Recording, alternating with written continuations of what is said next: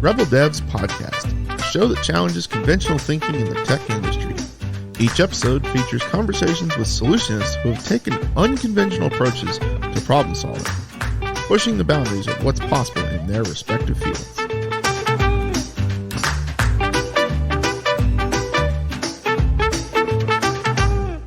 Join the devolution. Well, hello, listeners. Welcome to our Rebel Devs Podcast. And there we go. It's an important timer that we hit. We're kicking off right now. So we have Jonah May, my partner in crime, with us today. What's today look like, Jonah? Today looks like putting out fires and fixing code.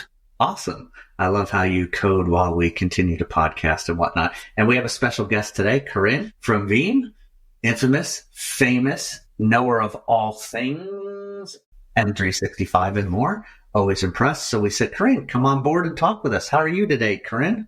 I'm doing absolutely fantastic. I'm coming off of a 2-week break and coming back to an inbox full of email. Wait, someone let you get vacation? I don't know if that's allowed. I didn't say vacation. I said break. Oh, break. Okay. All right. Well, why don't you tell us a little bit about yourself and what you do at Veeam and even in the tech community, if you don't mind, in case the listeners have never met you. Karinne Bessette, Written Bytes, if you're following on any social media out there. I specialize as a technologist or technical storyteller here at Veeam Software in the Microsoft 365 suite. I also dabble in the security network and all of those other microsites. Fun fact is I'm also a educational teacher for adult education and certifications all the way across the board for both networking, security, and cloud side, and a Microsoft certified trainer. My goodness, that's more than I knew. A Microsoft certified trainer. What did you certify to train into, if you don't mind me asking? Or is it just the trainer certs? I got the trainer cert, but I got the trainer cert based off of having the security and compliance certifications with Microsoft.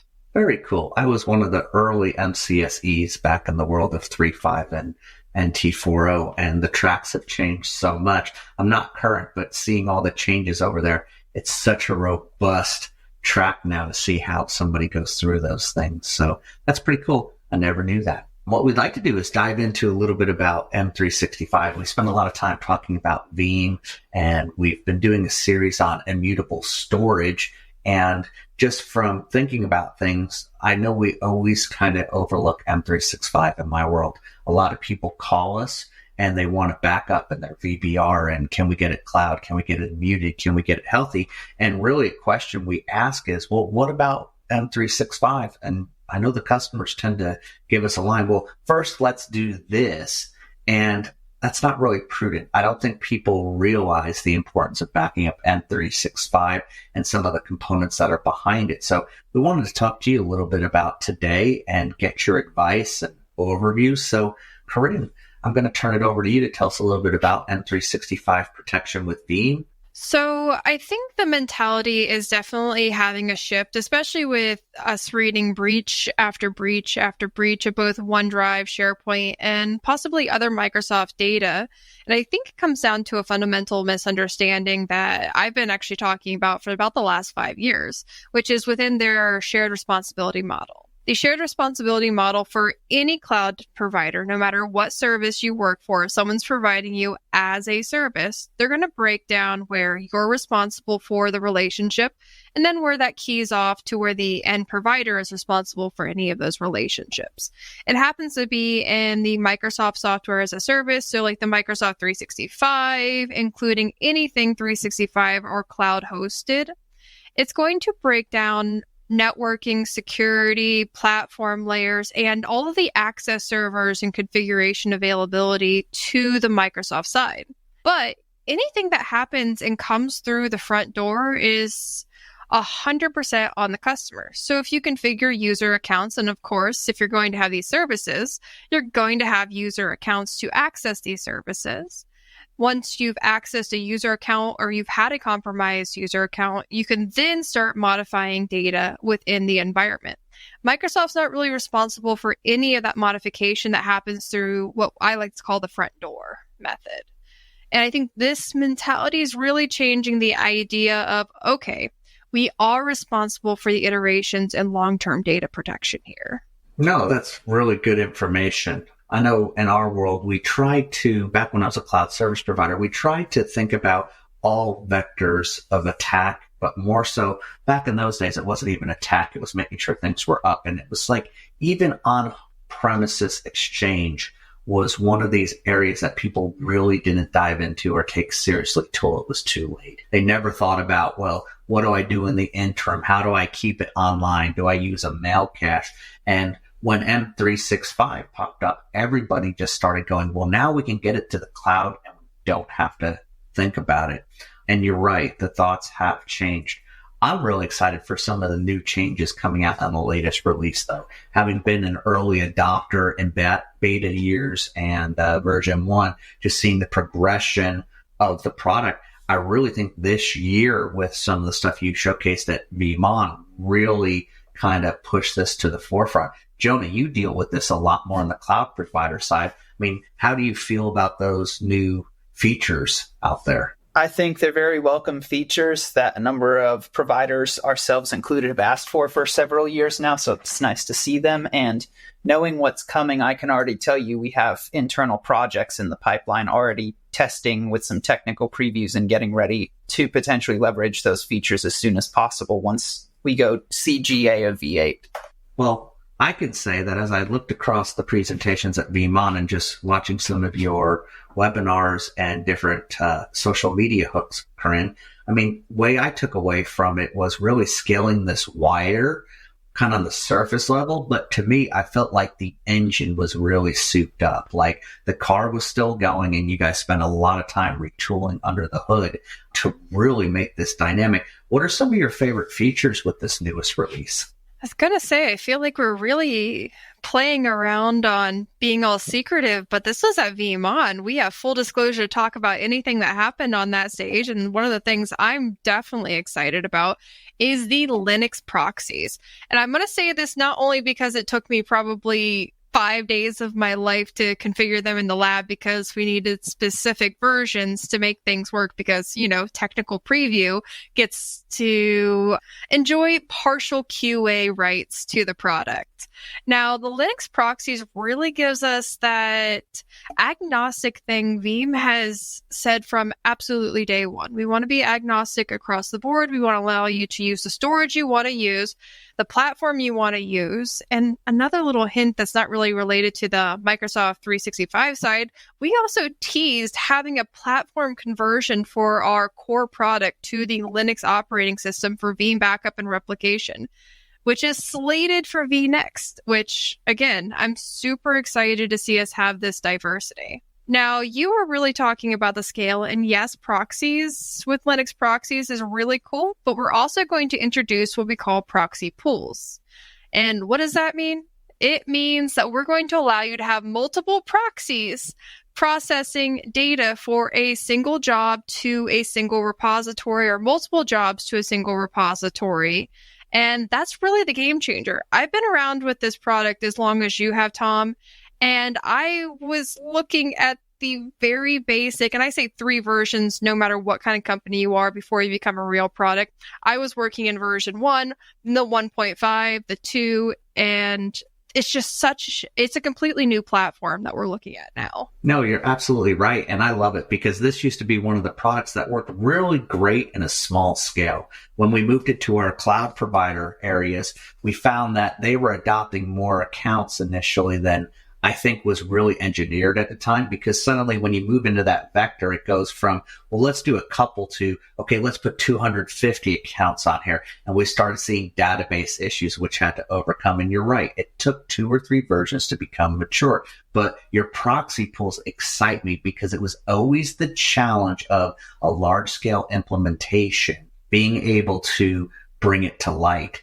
I know that there were talks with one of the customers around Veeam and myself and some of the Veeam salespeople. And I remember they came to me several versions ago and they said, this customer wants to move 3 million sites over, including SharePoint and whatnot. And I remember I was a little bit scared. I was kind of like, is that going to be an issue? are we going to be able to handle this volume? And we're still talking about bringing this customer on board, but with this latest version, a lot of those fears go away in my mind. So if somebody's been working around with this product, you're right. It's completely retooled. I mean, to me, it's almost like a mature net new product. It has years of experience, but you guys really went dynamic with it. And I love the word Linux. I mean, if you know me, I am a Linux guy, true and true. I love it. I don't play with it as much as I used to, but there was a good 2 or 3 years of my life where it was Linux and all Linux. So I still carry that love for it in there.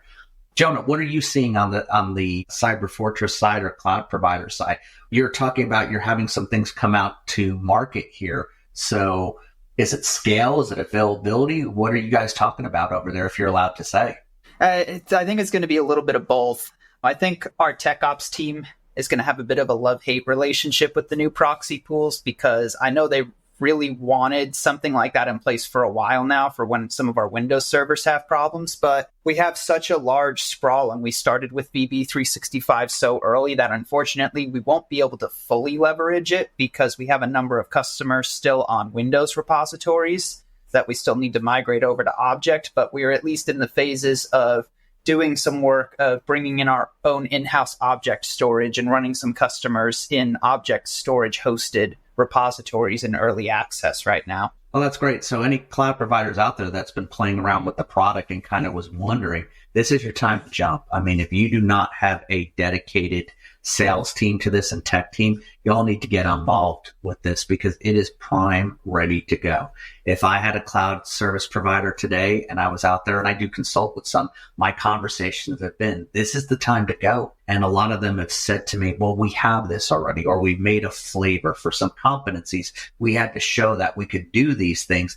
You haven't been able to do what Karinne has put together and her team. I mean, it is just phenomenal. So kudos to you, Karinne and Veeam. I mean, this is an awesome flavor of this product. I really do love it. Let me ask you this, Karinne. Do you get into any of the Entra ID? I know that this was kind of announced at Veeam On. Is that kind of in your wheelhouse as well, about backing up some of the Azure sort of IDs and whatnot? So Entra ID is definitely within my wheelhouse as well. It's in the early versions of the product now. I feel like the Entra ID is definitely a better built product than we first had with the Veeam backup for Microsoft 365 version 1 that came out. But it's got some of the things that we are requested quite often. So we have the users and the IDs in the background, but when you start to look at Entra, and I know a lot of people had issues with this name change from Azure AD to Entra, but I was a huge fan because I worked with on-prem AD, and I'm like, Entra AD is not AD. And explaining this to people that this is so much more kind of became easier when it became a whole new product and a whole new platform to integrate with. We had some fun on stage again at Veeam On. We had our product manager take on and the black hat kind of role, changing his role within our development lab, saying, hey, I am now the CEO of this company. Well, we were able to easily discern with objects' current state to what they are within the backup to say, hey, these items have changed. And it's really a testament to how we take things that work.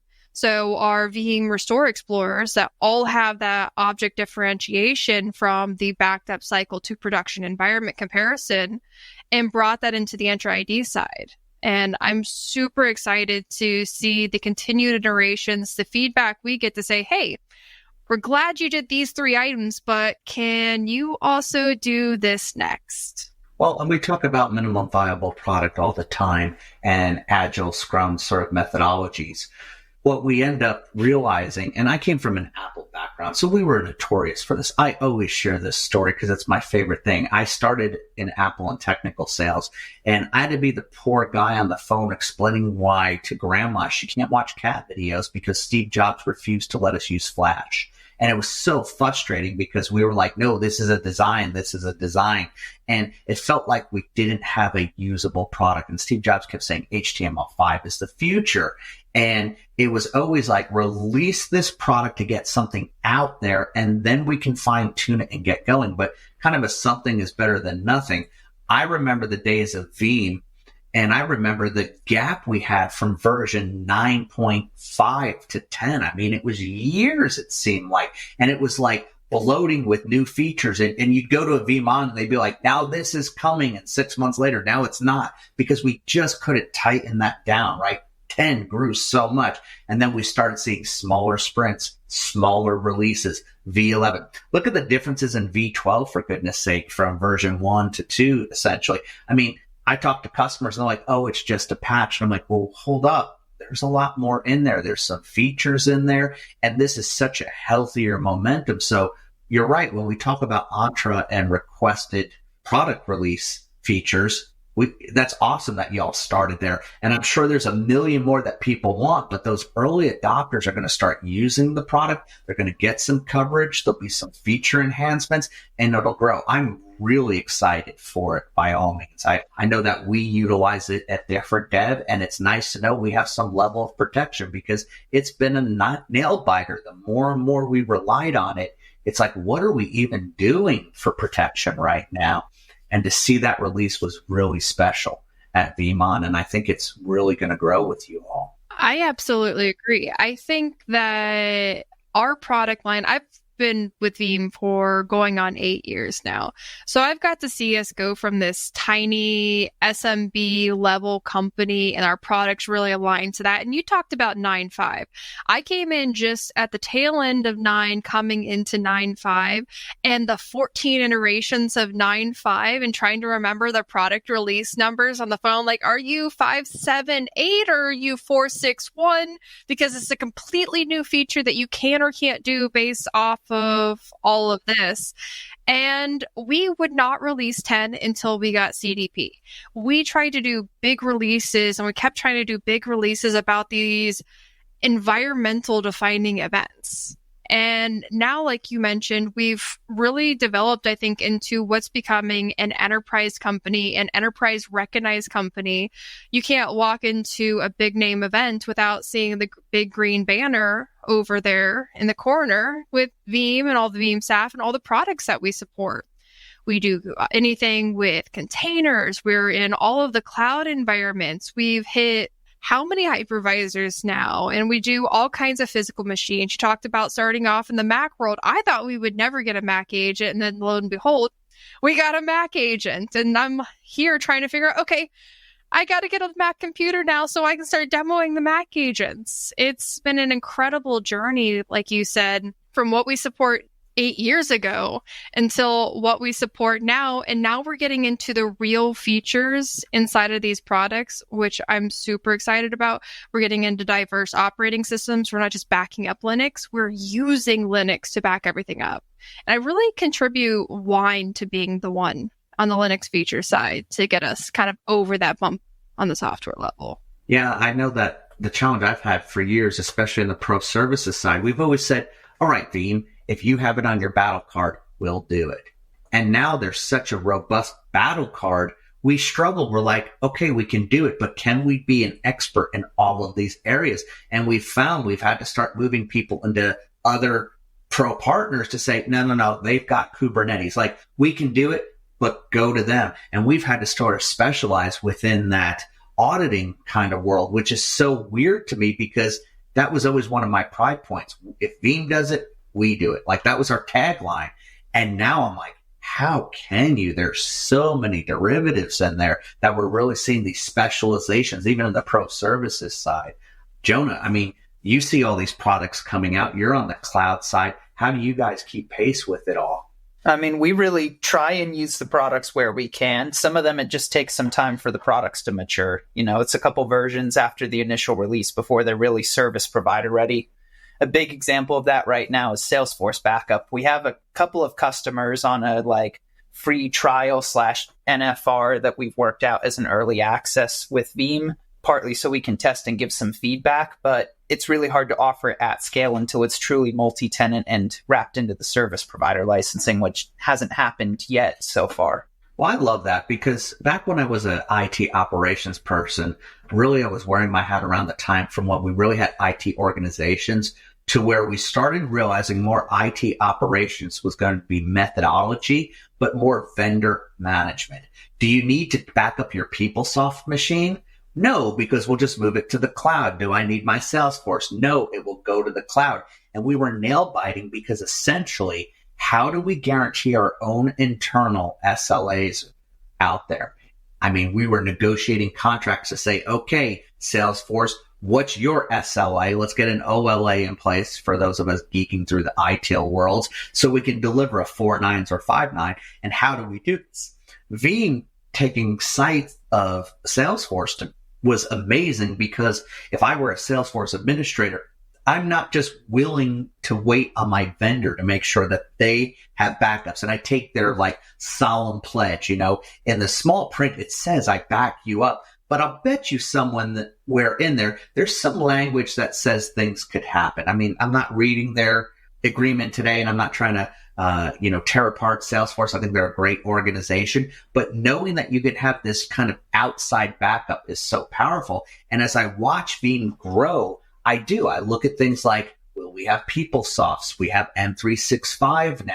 Will we have more and more of these applications? And, if I'm looking at a little magic 8-ball on my desk, it's probably saying all signs point to yes. I don't think that's an official decree of anybody on this podcast, but just common sense says we can't rely on our vendors to be the ones backing it up. We really need that outside control. And that's the power to it. God's honest truth, Karinne, I started with M365 backups because we had on-prem Exchange and it worked well with backups, but we were spending more time in the Exchange business, keeping it online than we were servicing our customers. It was a revenue pain point for us. So before M365, we started going to different Exchange Online vendors, and it was almost like a hostage situation. You would have to be with them however long, and then you would have to do some sort of backup of mailboxes to PSTs or OSTs through like IMAP or find third-party software to periodically do it, knowing that when their service was terrible enough and you needed to move or they charged you too much, etc., you were just in this terrible world. So when we went to Office 365, it was so comforting to know that even in a version such as V1, there was something backing up my office. And I thought about it was I wanted to not be in a hostage situation. I was like, forget if they're up, down. What if this is the worst decision we've ever made as a company? How can we get our data out? And it was always so problematic. And having that added so much value.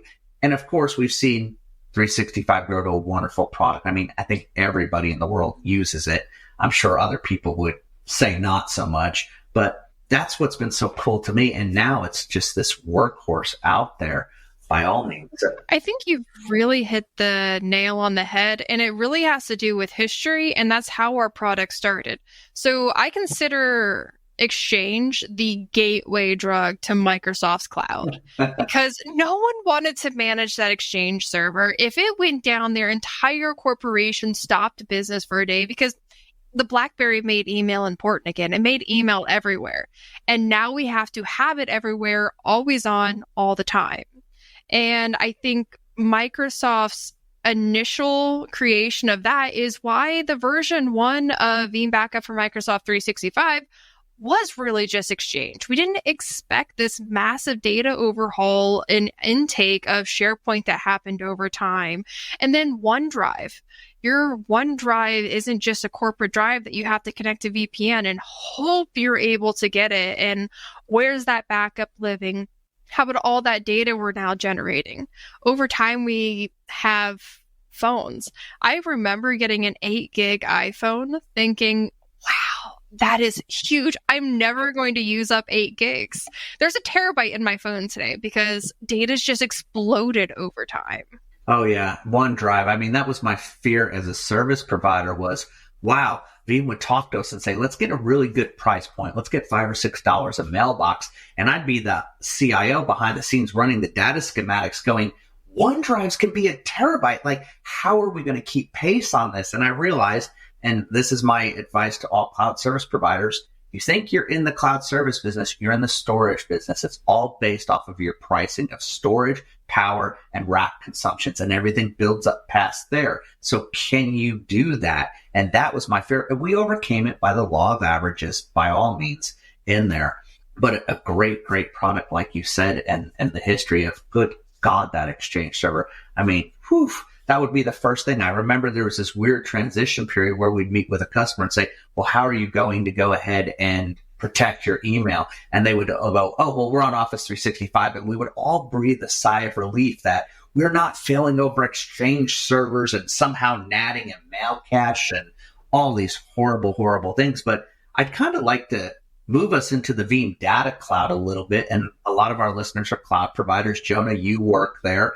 I was around at one kind of about the time it was being kicked around. And it kind of became this adversarial feeling of cloud providers versus the data cloud. But Veeam On really showed me something pretty powerful. And I'll kind of put out what I noticed and then get you two to comment in here. But when we talked about especially M365 and the Veeam Data Cloud, it amazed me because the speed in which it could be done.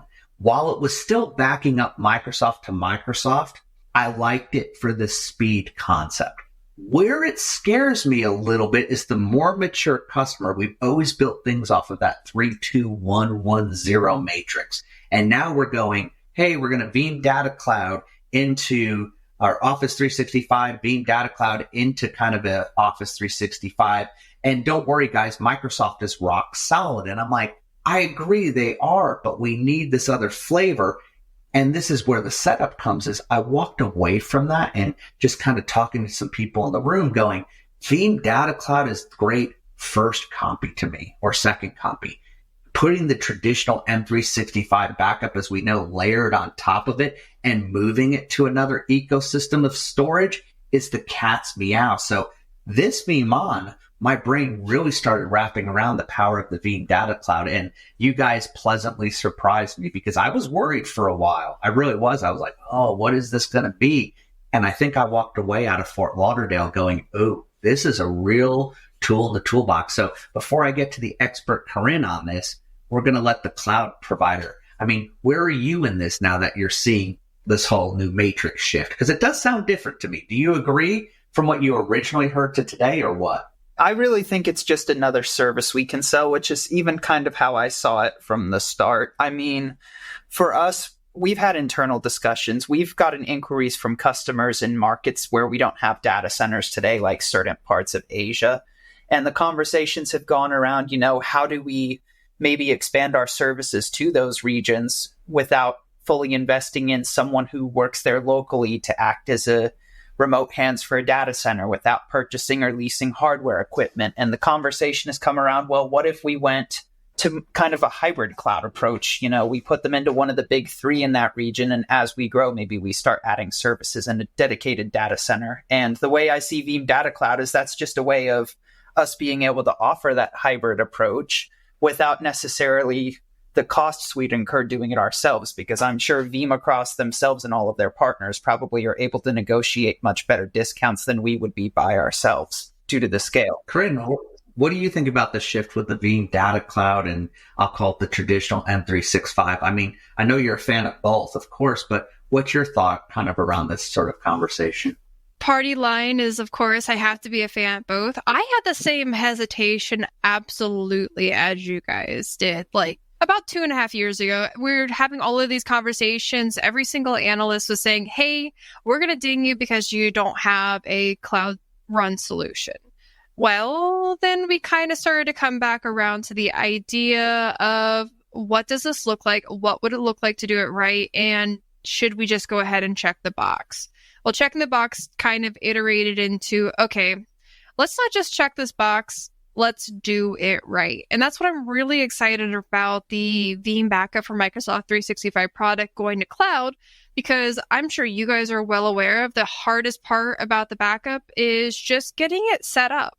No matter what backup software you're working with, if you have an on-premises installation or even a hybrid installation, you have setup, you have components that you're responsible for. And the entire reason you moved to Microsoft 365 to begin with was because you want some hands off. You want time away from having to configure SharePoint servers.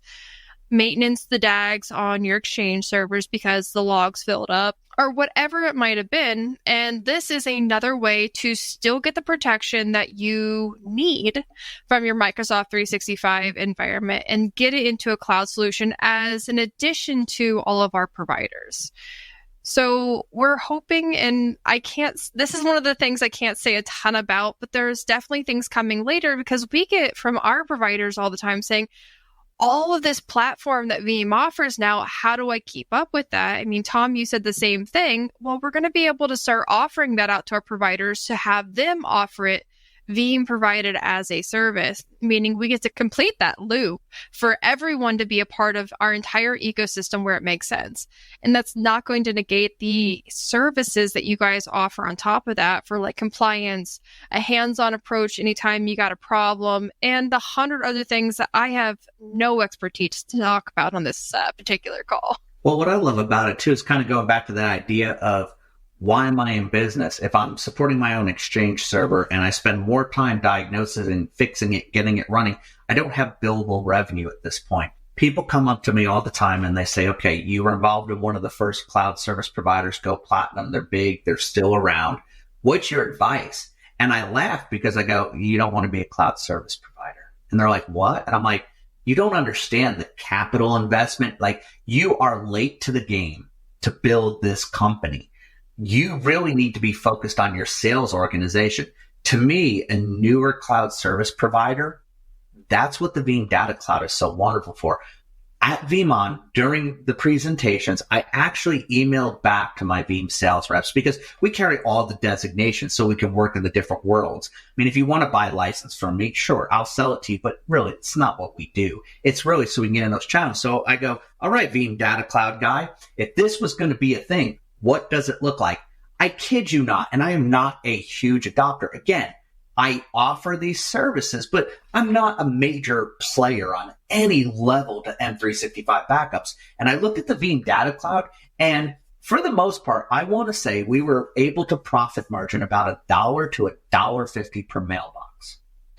Think about the price of the mailbox. We're really retailing these typically for $5 to $6. Sometimes they're $4, but I'm bringing in $1 to $1.50 per head. But I have zero infrastructure, zero having to get anything done. I have no software development. I don't need a portal with reporting statistics. I don't need auto provisions. I can log into the Veeam Data Cloud.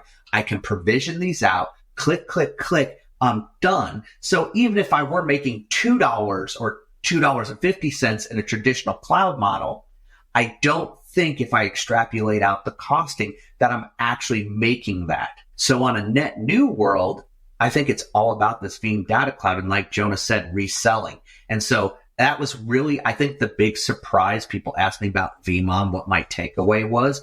And first, Rocky Linux Go. Love the hardened repository just because I'm a goofball nerd and love Linux. But for the practicality, it really was the Veeam Data Cloud and the expansion of M365. That was my Veeam takeaway. The rest was cool stuff. But even like, hey, Linux VBR coming. I mean, I'm oohing and awed over that. And I know not really any of my customers are going to take it, but I'm like, oh, are we going to see embedded appliances at some point? Are we going to see all these cool little things? And you can't say anything, but I know that if I were in the world out there going, well, I'm already providing an appliance, I can wrap it all in.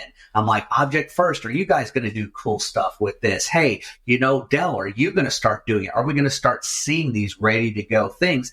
And my answer is yes, without being on any official channel or whatever. It's just, man, if there's a Linux available in V13 and you have the capability to put hardware together, it's so easy to do now if you know Linux, and your licensing cost is so low. That's so wickedly cool. So I loved it. But I think this M365 was my big win for the show. So the timing of you coming in is really awesome to go with everything, because this was really spectacular. And if you listening have not watched any of the presentations from Veeam 2024, I highly suggest it.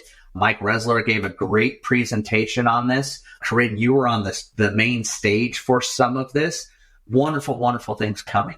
Any comments on that all before we start moving to kind of closing remarks and whatnot? I think we talked about a ton of great points, especially around cost of ownership, especially for our provider side. I say, well, what I hear from a lot of our larger providers is they make the most amount of money on their professional services anyways, and we're giving them access to provide those professional services without some of the overhead and headache that sometimes comes with owning that software on that side.